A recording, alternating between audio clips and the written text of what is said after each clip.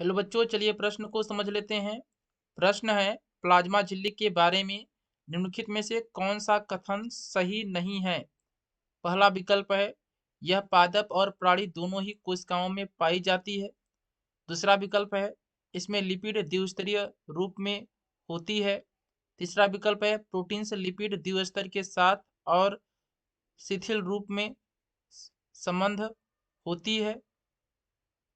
आखिरी विकल्प है, इसमें कार्बोहाइड्रेट कभी भी विद्यमान नहीं होते। चलिए इस प्रश्न की मुख्य अवधारणा को समझ लेते हैं।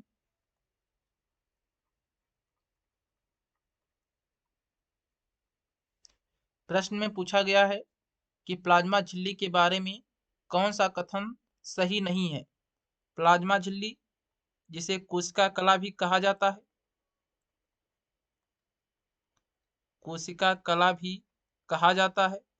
चार विकल्प दिए गए हैं, चार विकल्प में से बताना है कौन सा विकल्प सही नहीं है। पहला विकल्प है, यह पादप और प्राणी दोनों ही कोशिकाओं में पाई जाती है, बिल्कुल सही है। कोशिका कला पादप एवं प्राणी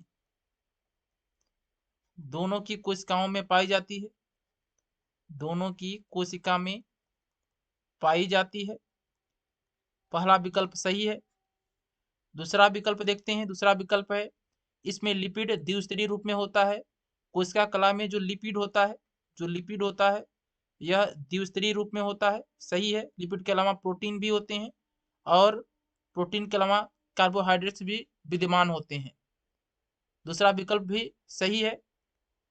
तीसरा विकल्प है, प्रोटीन से लिपिड द्विस्तर के साथ और शिथिल रूप में संबंध होती हैं। तीसरा विकल्प भी सही है। प्लाज्मा झिल्ली में प्रोटीन से लिपिड द्विस्तर के साथ और शिथिल रूप में संबंधित होते हैं, इस कारण से तीसरा विकल्प भी सही है।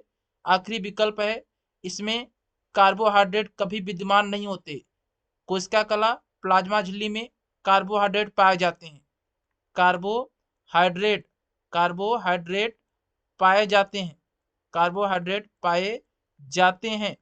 ये जो विकल्प है इस प्रश्न का सही उत्तर होगा। ये जो विकल्प है आखिरी वाला, यह सही होगा इस प्रश्न का उत्तर। ये कथन सही नहीं है। प्रश्न में पूछा गया था कि चार कथन दिए गए हैं, कौन सा कथन सही नहीं है, तो आखिरी जो विकल्प है यह सही नहीं है।